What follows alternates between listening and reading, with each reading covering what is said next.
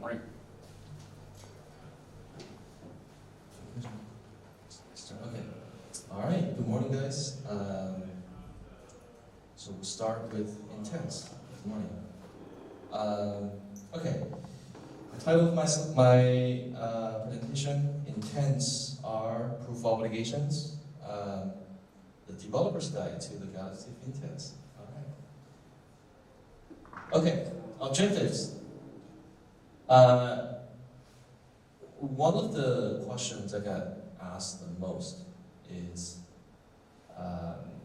what are the interfaces to build intent-centric protocols? Right? And from a developer's point of view, everybody knows intents as the outcome you want to produce for users. But from a developer's point of view, when you want to build a protocol from scratch, what are the steps? What are the mental models? Okay. So these are the objectives. I want to provide the developer-focused mental model for intents, answer the question of interfaces to building intents protocols, and then hopefully, in the end, I can convince you that intents are not just about execution or improving the UX. All right. Okay. Introduction. I'm co-founder of Kalani. KhalaniNetwork is the infrastructure platform to build intent-driven software networks. That's a lot, but essentially, what we're building is we're a software infrastructure. Okay, so if you need to build solvers instead of building the entire solver from scratch, you can build software modules and deploy the software modules to Kalani, the blockchain, and just run Kalani node. Okay, so our node is going to become your solvers. We'll look back to Kalani throughout the presentation, maybe towards the end, but that's a very high-level overview. All right, so let's look at definitions. Right, every time there's a conversation about intents, there's always debate about definition of intents. These are the things I just found online from some of the intent projects. You probably have seen intent is a message signed by a user to express the outcome, right? That's one way of thinking about intent. It's just an off-chain message. And then the next one I like a lot, right? To say, hey, intent is when you work with Uber and the driver no destination, you don't have to tell the driver how to get there. You want to go to New York, just say, hey, I want to go to New York. And that's the intent, which kind of makes sense, right? Intuitively makes sense. And then finally, this is a enormous definition of intent: credible commitments to preferences and constraints over the space of possible state transitions. Okay, great. But here's the problem. If you're a developer, you hear this all makes sense, right? I want to build intent-centric protocol. How do I go from there? I want to build Uber. How do I, where do I start? Okay, so this is the, hopefully I can help you with this with today's presentation. All right, so my frequent way of framing intents is to think from the solver's perspective, okay? Because it doesn't matter how you model intents as the protocol. In the end of the day, you need solvers, almost by definition. And then if you have solvers, you have to tell solver what they need to do, okay? So from solver's perspective, you think about it as your Uber driver, right? That's the solver. First, you give the driver something to do. You give me a thing to do, right? Then for the driver, I need to make sure you have money to pay me before I take this job. And then I need to figure out how to do it. If I need to drive you to New York, I need to know how can I go to New York. And then I drive you there, and then last, I prove to you that I've done it. I prove to you, hey, this is New York, not pay me, right? It's very simple from a driver's point of view. Now, okay, so you give me a thing to do, that's intent expression, right? These are the elements of intents. And then, as a driver, I need to make sure you have money. Before I drive you, I need to show you have money, right, or credit card. I need you to put the money into this safe here, escrow, right? So that, okay, you have money, if I go to New York, this is how I'm insured can pay me, and that is a credible commitment. I need to figure out how to do it, that's solving, right? I need to deliver the outcome to you. And then I do it, okay, I drive you there, fill your intent, and in the end, what is settlement? Settlement is saying, hey, here's New York, now do what you say, this is how, you told me this is how I get paid, and that's settle, right? Settle just means you pay the solver. The solver proved to you that they've done what you want them to do, and then you pay the solver. That's just the settlement. Okay, so a few things, right? The driver does not care about your definition of intent. Okay, so the driver, does not care how you express your constraints over location transition. All the driver wants to know is to say, okay, how I get paid. That's the driver wants to know. When you get to the car, that's the first thing the driver wants to ask you, essentially, how I get paid.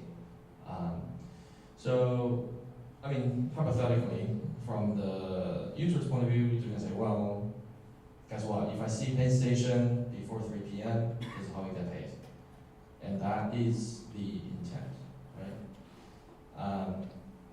Well, the driver says, okay, well, I need to produce the outcome.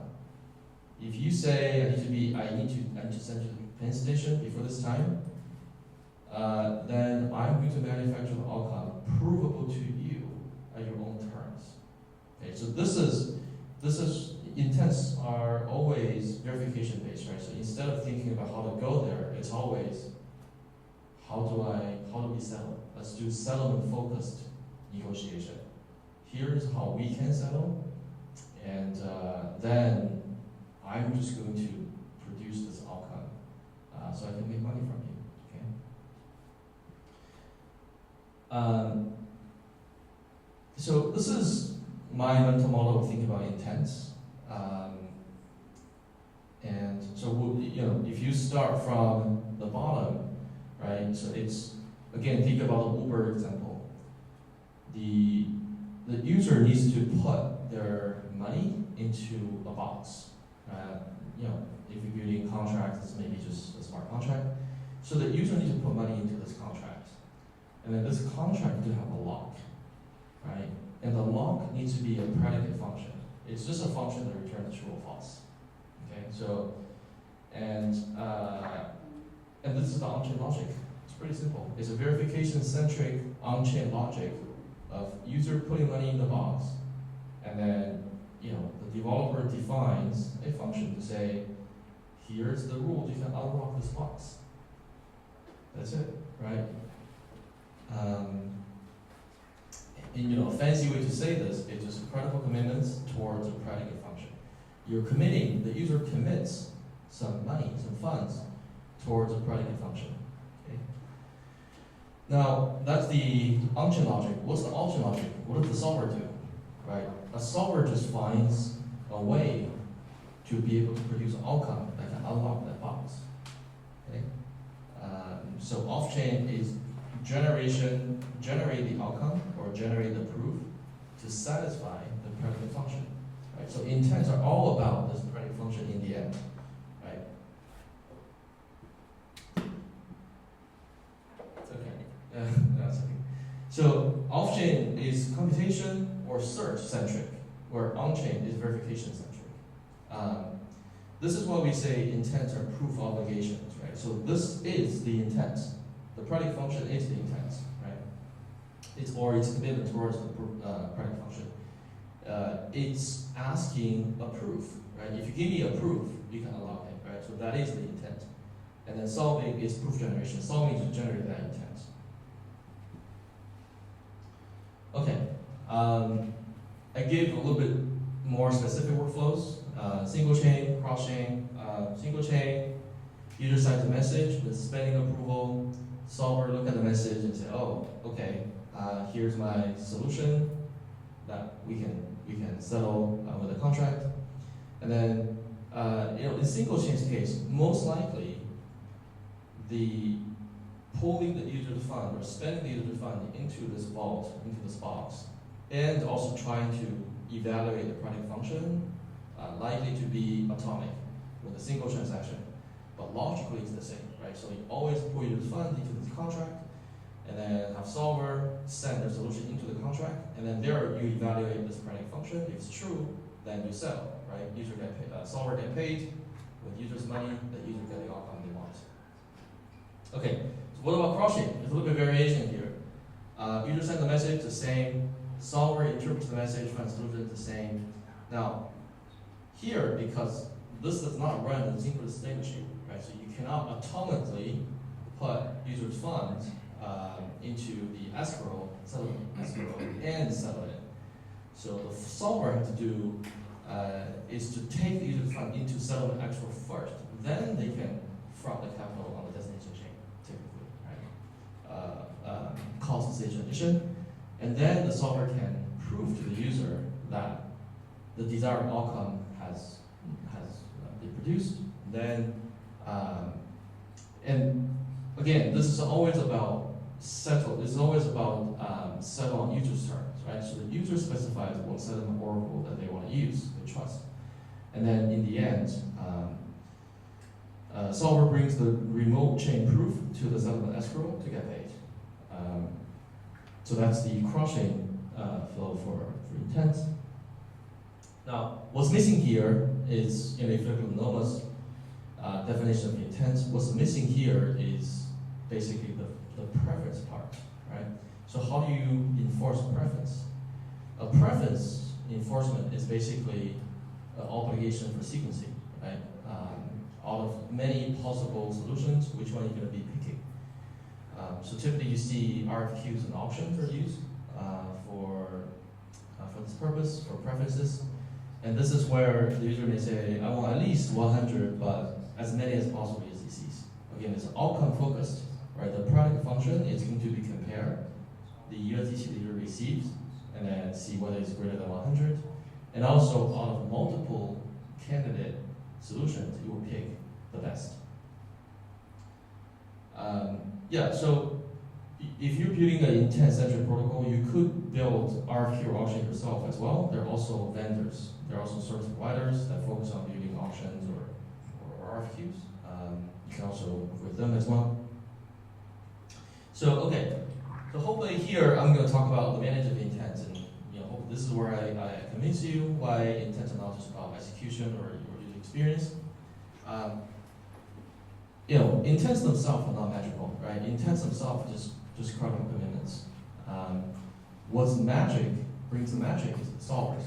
And then the reason solver can bring the magic, or where intent protocols are interesting, it's because solver live off-chain. Okay? So when solver live off-chain, you're not bound by on-chain state or on-chain execution anymore, right? So you have an agent that lives the off-chain with access to these three things. The agent the solver has access to all of space and time, right? Which means the solver can look at all the contracts on chain, right? All the liquidity pools and all the similar protocols. The solver has access to all of them. The solver has access to other chains as well. So the solver may bring your solution sourcing liquidity from other chains. And then the solver also has access to other solvers. So this is where Kalani comes in, right? So if a solver can also work with other solvers to bring more intelligence into the solution space through Kalani. The solver also has access to past, present, and the future. And this is the time dimension. When you have something live off-chain, it's not bound by this atomic, discrete block production, right? The solver can wait, maybe even the second before the block is produced, and propose a solution, right? The future, right? The solver also has access to mempools. Maybe the solver says, okay, I see this transaction in the mempool, and then there's no competition in terms of state. It will definitely get included. I'm just going to front the capital because I see this mempool transaction. Sometimes they're good, sometimes for bad. Okay, solver also has access to centralized and decentralized infrastructure, right? So the solver has access to decentralized exchange pricing, so it can use that piece of information to provide better solutions. The solver also has Web 2 onboarding and Web 2 state, and if that's needed as part of the solutions. Okay, so intent-centric protocols essentially turn the prescribed algorithms, on-chain computation-based paradigms are prescribed algorithm by the developer, right? Intent-centric protocols turn this into discovered and emergent solutions, and this is one of the biggest, I believe, the unlock way intent-centric protocols can provide. Okay, all right. I'll give you an example of if you were to design a protocol, and but you have in mind that there will be smart solvers. If you knew there would be smart solvers, what can you do? Right. So here's the example, and this is what we're going to be launching in hopefully very soon. And this is cross-chain liquidity. Okay. So in cross-chain liquidity, you can say, well, guess what? I'm going to provide USDT from Ethereum, and here's the amount. And you can say, here are the chains, other USDT on other chains I'm willing to provide. And you can add as many as you want. You can have like 20 different chains. And then the user has all the freedom to define which other chains. In other words, I'm providing from Ethereum. I have Ethereum USDT. Here are the other 10 different USDTs I'm willing to be swapped into. And you can even go fancier to say, I'm not only these 10 different chains, but also I'm taking USDC and DAI and USDE and some other stablecoins. Okay? So essentially with like $3,000, you're effectively pushing this $3,000 into something like 30 pools simultaneously, right? So that is the unlock of intent-centric paradigm, thinking in that way. You're only defining what are the acceptable outcomes, okay? You're not telling, the smart contract is not described, there's not bounding curve based. And you can even say, okay, here's how I want the fees, right? The fees can be a percentage based, or the fee can be fixed, $5, or can be polynomial, right? It's entirely dependent on the user how they want to.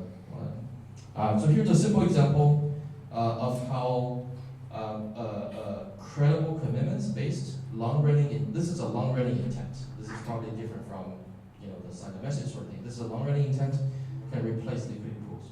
Again, similarly, you can use intent to design lending applications. You can use intent to design perps.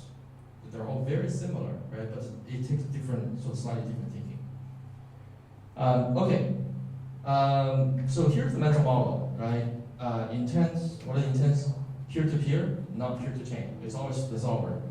And there's a lot of glare, I can't even see this. Dumb contracts, no smart contracts, right? Smart solvers, dumb contracts. On-chain verification, off-chain computation, runtime optimization instead of prescribed options, which you don't need upgrades because you just enforce predicates, right? So it's future-proof. So the mental model of viewing intents is think about how can you design your protocol? How can you give the user most design flexibility if you have smartest solver possible? And never worry about how to generate the solutions. And then you start simple. Simple solver, then start growing to more sophisticated. And then Kalani can be the place you design these solvers.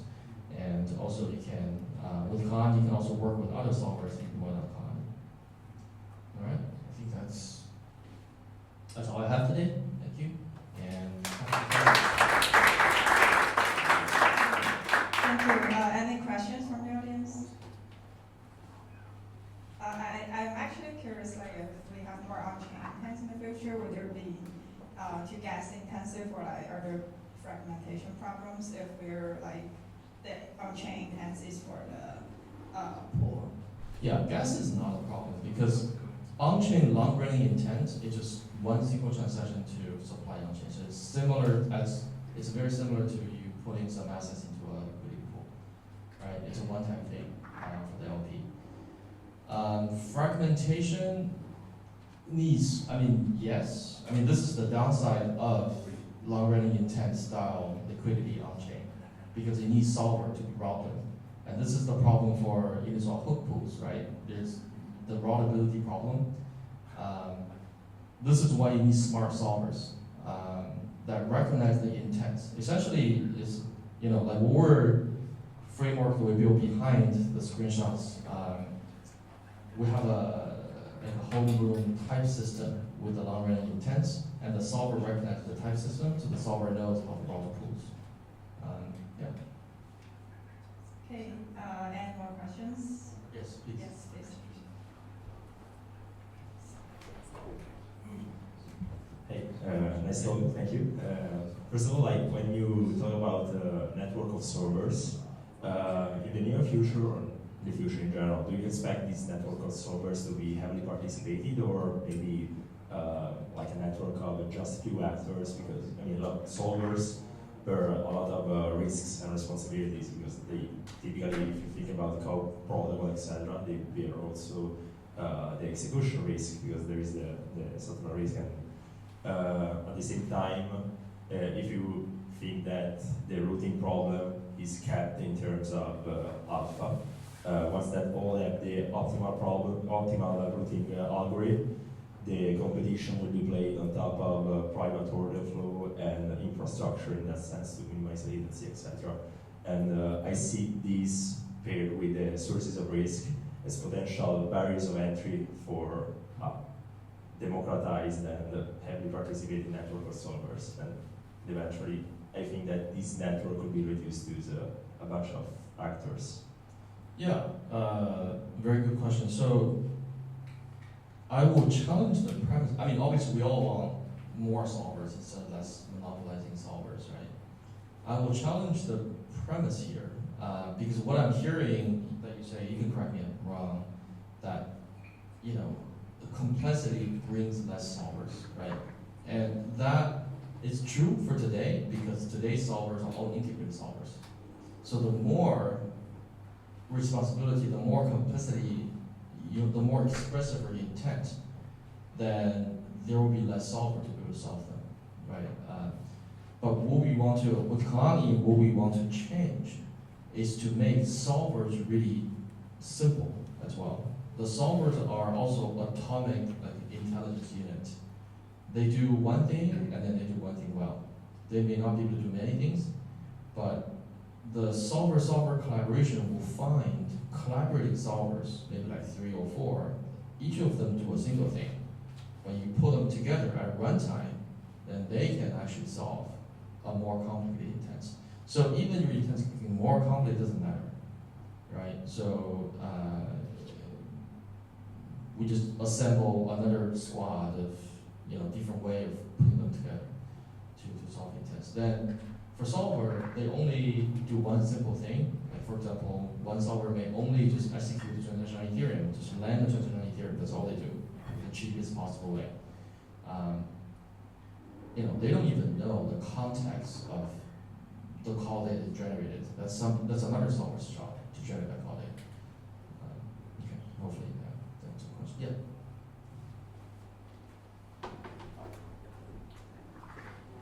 Yeah, just a quick question. So, coming back to the Uber analogy, right? So, right now, if we look at all the intent frameworks, it is a kind of like one strike Uber, where you need Uber right now. I just need it right now, and I call Uber, and Uber comes to take me to the destination. Yeah. So, but we don't see it. But I would imagine there are a lot of use cases where you can have this kind of conditional intent based on future conditions. Yeah. It's like, I want to take Uber when the traffic is actually low.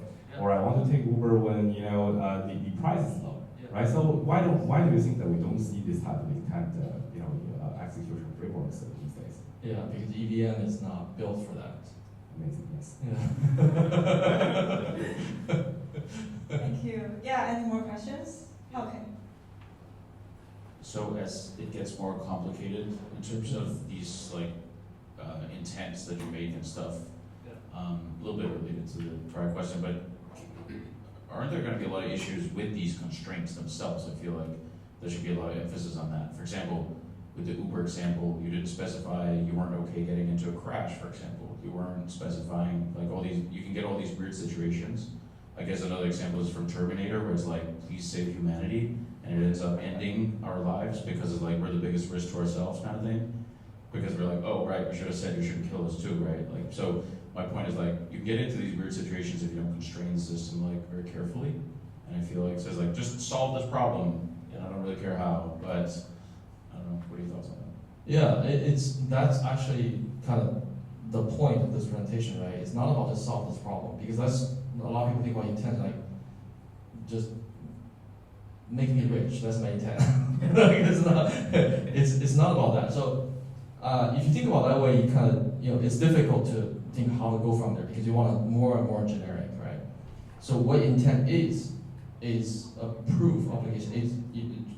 Instead of making me rich, I'll tell you how I verify I'm rich. You have, as a solver, let's say you give me an intent, right? As a solver, I don't understand what get rich mean. You have to tell me how I can prove to you that you're rich. Have to be a predicate, have to be a function, either return true or false. Once you tell me that function, I'll just do my best to make that true. So it's very black and white. Right, but there could be a lot of paths in between, right? Which is, I know also what you're talking about. But I'm saying, like, if I arrive at Penn Station, I didn't specify I needed all my limbs, for example. I could have been losing an arm because we got into a crash. I didn't specify that. Yeah, then it wouldn't matter. It's just because the intent, you specify on your terms how you and me settle. That's what I'm saying. But I think there's a lot of work that needs to go into the constraining, right? Because it's like, because that's where the incentive is, right? Yes, so practically, this is what happens. Because users may not be the best person to express very complicated intents. You have these curators. And in Web 2, this is like where Kayak, these like aggregators like TripAdvisor, they come in, they help you like with these travel boxes. It's okay, here is what I want, right? Destination and then payments and these are curators. So they help you author the intent. And if you trust them, they'll say, okay, well this is a good site. I trust them, they have considered all the factors. So if I go through them, I can author good intent, and then so they're the third party of curators. Web 2 has this all like aggregation theory, and these curators, just like Amazon as well. With Amazon, reviews and stuff, they will curate the products on the back. Thank you. So that would be the missing part.